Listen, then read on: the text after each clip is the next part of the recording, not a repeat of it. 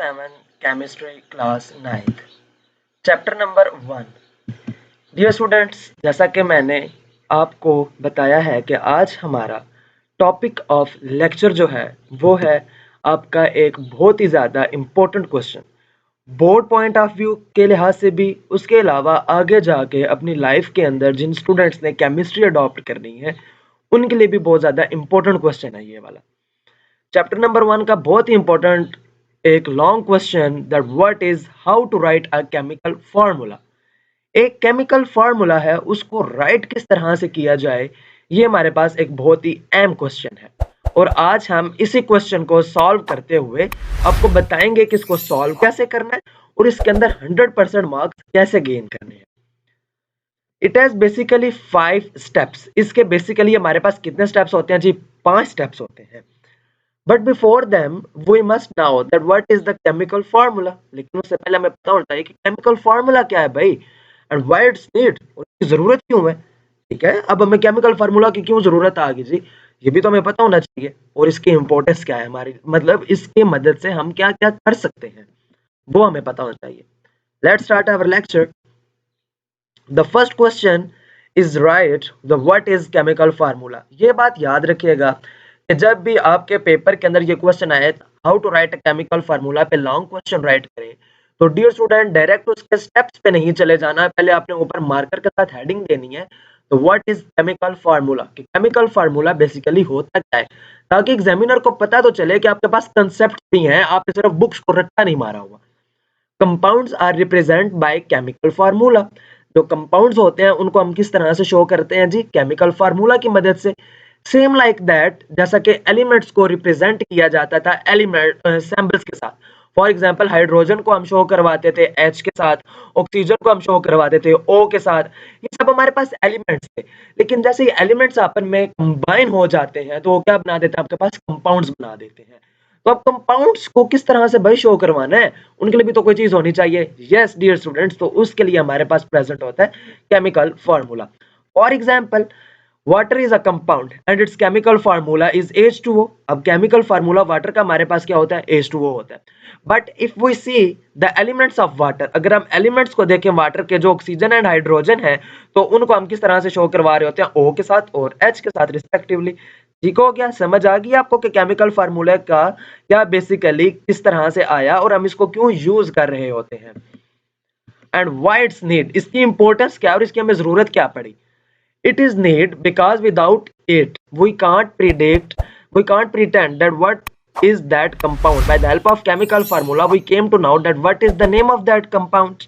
Basically यही बात है कि for example water है, केमिस्ट्री के अंदर अब हम हर जगह वाटर वाटर तो नहीं ना लिखेंगे।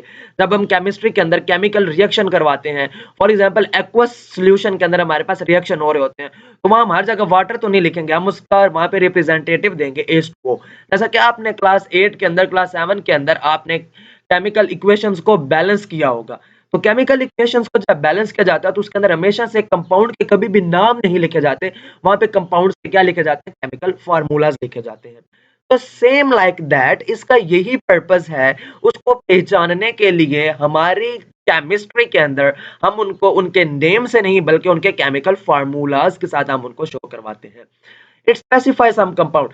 अब ऐसा भी नहीं होता कि डिफरेंट कंपाउंड्स के लिए एक ही केमिकल फार्मूला यूज हो, ऐसा बिल्कुल नहीं है। फॉर एग्जांपल साल्ट है, नमक जो हम आम घरों के अंदर यूज करते हैं, उसका केमिकल फार्मूला NaCl।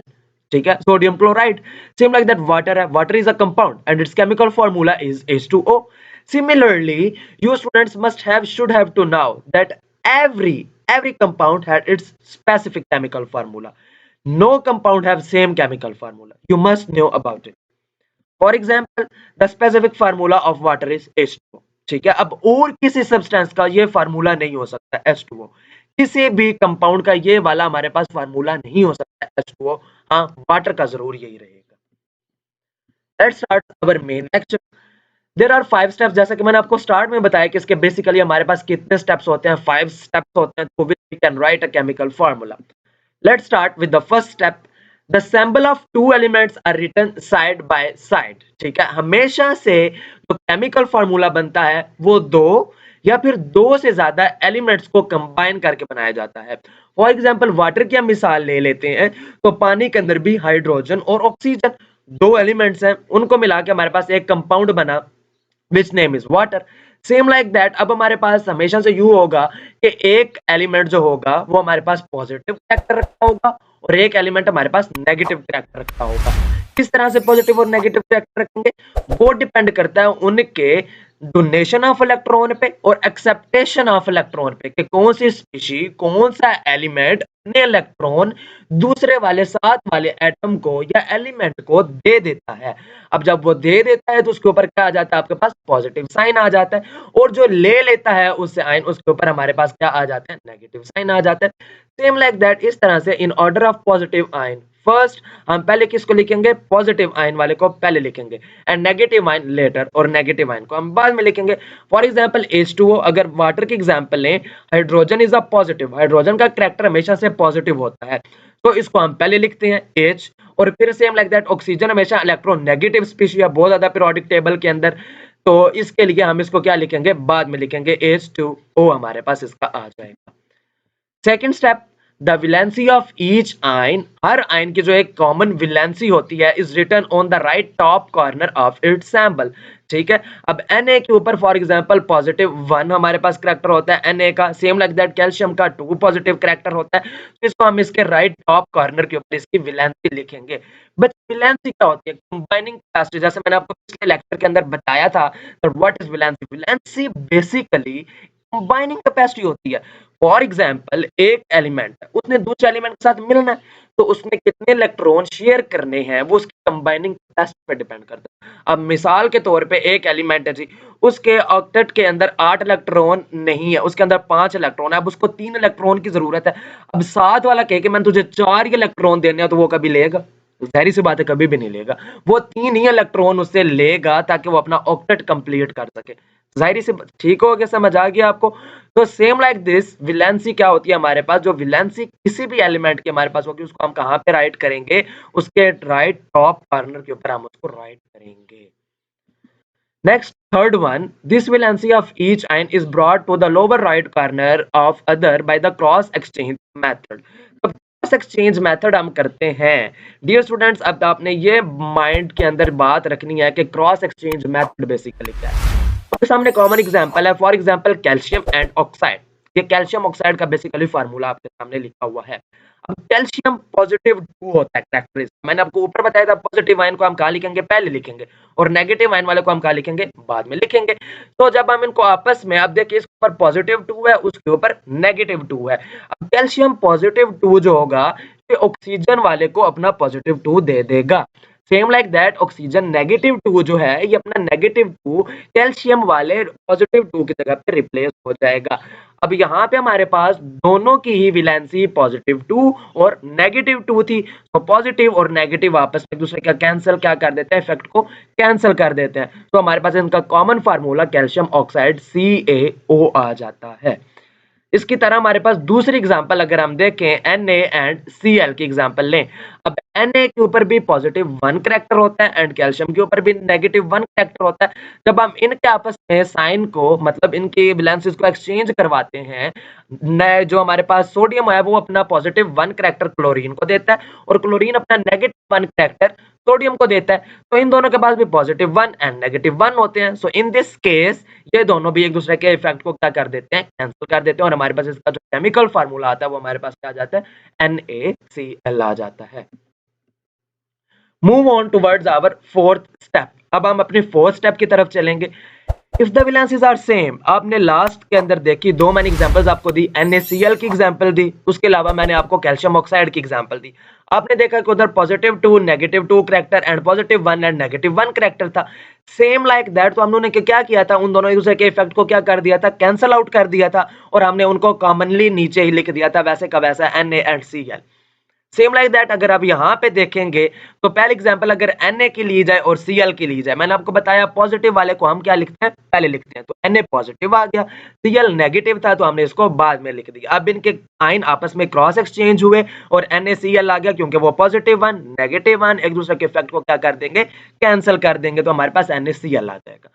इतने अच्छे आपको कंसेप्ट किसी ने नहीं देने। अब क्या आप चाहते हैं कि मैं आपकी जगह जाके पेपर भी मैं ही दे आऊं? अगर ऐसा भी आप चाहते तो मुझे बताएं, मैं आपकी जगह पे पेपर भी दे आता हूं। नेक्स्ट मूव करते हैं कैल्शियम क्लोराइड की तरफ। अब इंटरेस्टिंग चीज आई है। अब कैल्शियम 2 पॉजिटिव है लेकिन क्लोरीन -1 होता है।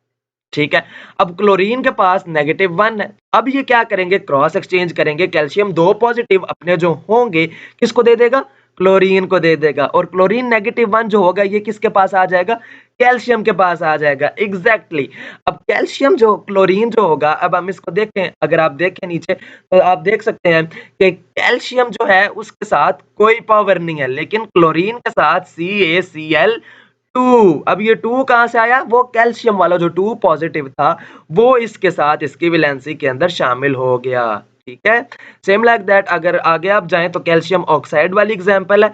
ये भी मैंने आपको पहले बता दी कि +2 -2 एक दूसरे के इफेक्ट को क्या कर देते हैं, कैंसिल कर देते हैं, और आपके पास कैल्शियम ऑक्साइड इसका सिंपल फार्मूला आ जाता है। फॉर एग्जाम्पल ये सारा कुछ मैंने आपको ऊपर सारी इसकी एग्जाम्पल्स के बारे में बता दिया है। Last point number 5, if an ion, अगर एक ion is the combination of 2 or more atoms, अगर एक हमारे पास आयन है वो कॉम्बिनेशन है 2 या 2 से ज्यादा एटम्स का, which is called the radical bearing a net charge on it. For example आपके पास सल्फेट का मैंने आपको बताया है SO4 ऊपर 2 नेगेटिव इसके ऊपर है। अब ये सल्फेट के अंदर बेसिकली क्या होता है कि आपके पास ऑक्सीजन भी शुमार होती है, ऑक्साइड्स के आयन भी हैं, इसके अलावा सल्फर के आयंस भी मौजूद हैं। तो सल्फर के आयंस और ऑक्साइड आयंस आपस में मिलकर आपके पास क्या बना रहे होते हैं, सल्फेट बना रहे होते हैं। अब दोनों के पास ही नेगेटिव चार्जेस मौजूद हैं, दोनों के पास उनके पावर्स मौजूद हैं ऊपर, क्योंकि अब देखें SO4 नीचे लिखा हुआ है -2 होल की पावर है। तो अब हम इनको किस तरह से राइट करेंगे भाई, सिंपल सी बात है। For chemical formula of aluminium sulphate is AlSO4 ऊपर 3, the negative radical is written in parenthesis. जो नेगेटिव रेडिकल होते हैं इसको हम पैरेंथेसिस के अंदर लिखते हैं। अब फॉर एग्जांपल SO4 ऊपर सल्फेट अगर देखें तो उसके ऊपर 2 नेगेटिव था, इट मींस कि वो आपके पास कौन सा रेडिकल है, नेगेटिव रेडिकल है। तो उस नेगेटिव रेडिकल को हमने पैरेंथेसिस के अंदर लिख दिया। नीचे आप देखें SO4 के ऊपर 3 बाय लिखा हुआ है, इट मींस कि हम क्या करते हैं कि जो नेगेटिव वाला पोर्शन होता है उसे हम किसके अंदर लिख देते हैं, ब्रैकेट्स के अंदर लिख देते हैं। चलें जी, यहां तक था हमारा lecture. Important question of a lecture, the very important long question जो ऑलमोस्ट हर साल रिपीट होता है बोर्ड के एग्जाम के अंदर, is that how to write a chemical formula. Hope so कि आपको ये वीडियो बहुत ज्यादा पसंद आई होगी। अगर आपको वीडियो पसंद है तो इसे लाइक करें, अपने फ्रेंड्स के साथ शेयर करें और मेरे चैनल को सब्सक्राइब करें। थैंक यू सो मच, अपना ख्याल रखिएगा।